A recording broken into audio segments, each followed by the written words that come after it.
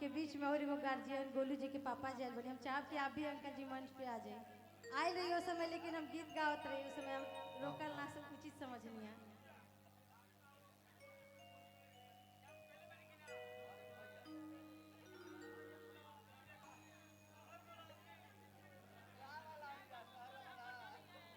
और हम सबके बीच गोलू जी के पिताजी गोड़ छुके गोड़ लागते रही, गोड़ लगले रही, आशीर्वाद रुआ देले ना रही, लेकिन अब गाना गावत रही। तो आप सब भी एगो बहुत जोरदार ताली बजा दीजिए गोलू जी के पापा जी के तरफ से, और आशीर्वाद हमने के अच्छा देते थे।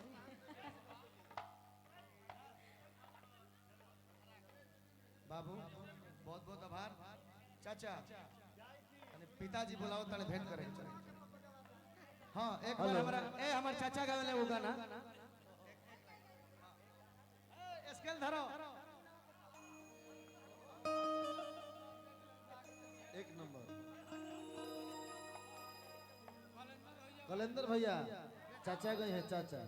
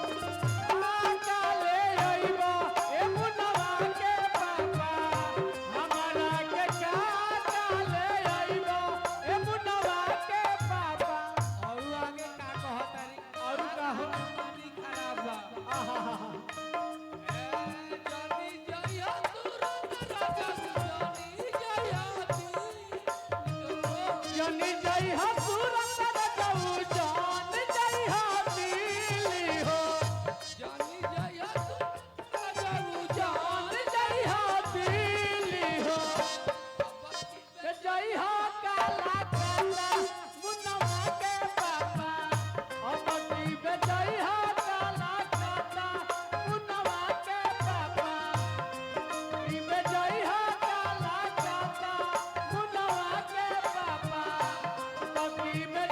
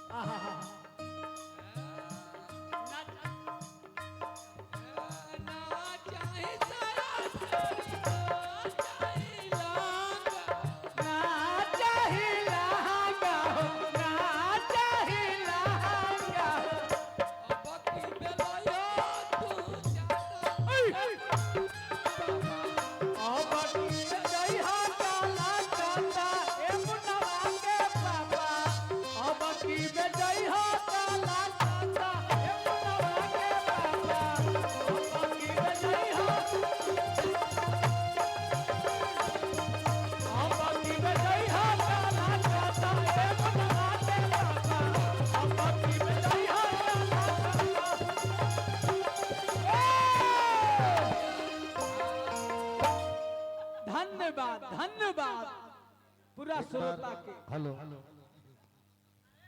बाबू आप लोग मेरे साथ चलिए। हेलो